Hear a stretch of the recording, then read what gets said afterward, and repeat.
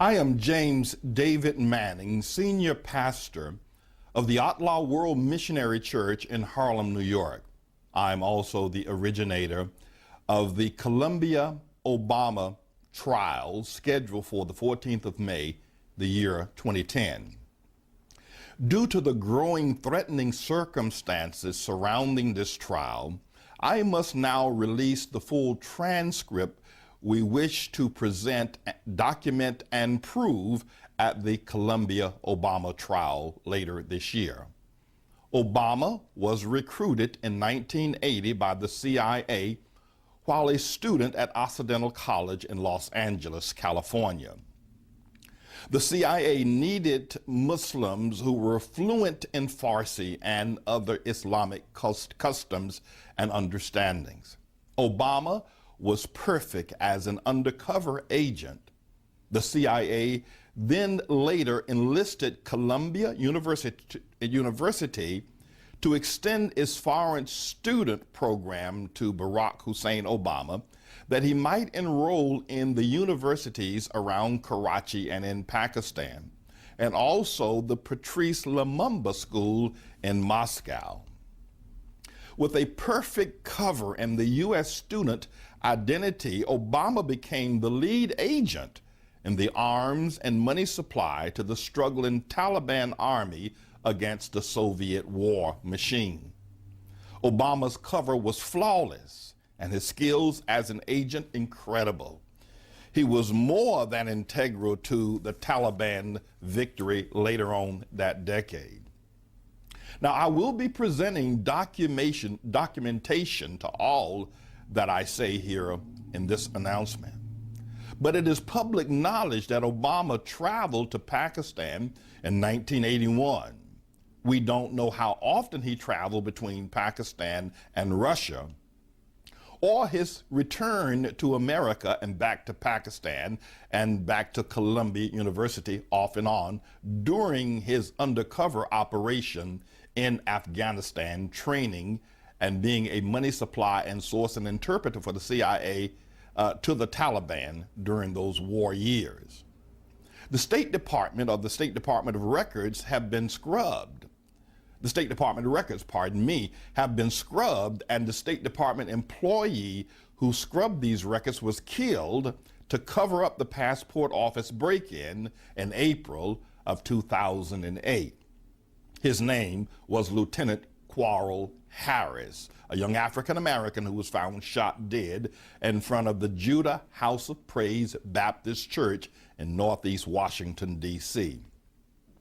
Obama learned his Islamic language skills while he spent 6 years in Indonesia with his stepfather and mother, Lolo Shatoro. When he returned from his CIA assignment in the mid-'80s, he pressured the State Department to allow him to enter Harvard Law School. He excelled at Harvard, became the editor of the Law Review, where upon his graduation could have become a Supreme Court justice clerk, or a multi-million-dollar salary would have been offered to him at America's best law firms. Except for one thing: he did not have a legitimate background as a citizen or a student from Occidental or Columbia University. A diligent investigation by a personnel agency of a major law firm before hiring Obama would have revealed that he was not a U.S. citizen. And how could a C student go from Occidental College to America's fifth most difficult school to enter into, Columbia University, and then from there, 3 years later, enter into the world's most difficult law school, Harvard Law School? And so what must a former CIA operative do when he cannot pass the personnel test? Obama becomes a community organizer on the south side of Chicago, where no background check was needed. His marriage to Michelle Robinson, a lawyer and connected Chicago politician, albeit a convenient marriage, now gives him citizenship and the beginning of a solid background.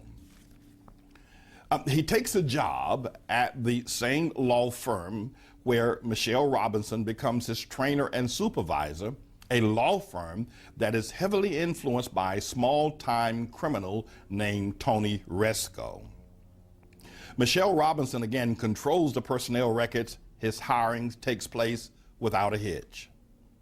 When questions were raised during the 2008 campaign for presidency about his Columbia years, he spun those questions and the media by declaring himself to be an ascetic, a monk, even a hermit, going days on end without speaking or interacting with anyone, and he did not live on campus with the regular Columbia College students.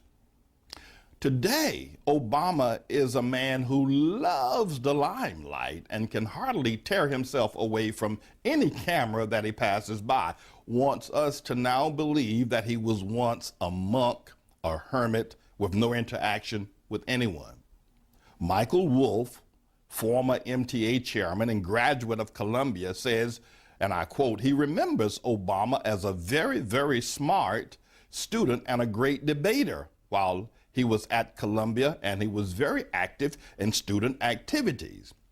Now, it appears that Michael Wolff remembers things about Obama that Obama does not remember about himself.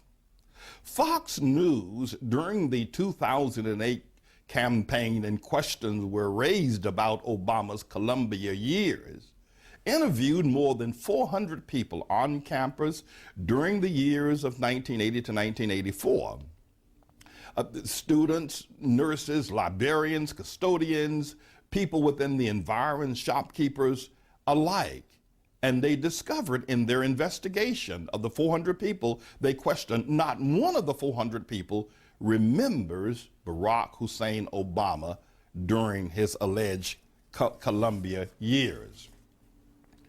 The Reagan-Bush administration and the Bush 43 administration, they all know this about Obama as a CIA operative and his help to win the war there for the Taliban in Afghanistan during the Russian invasion.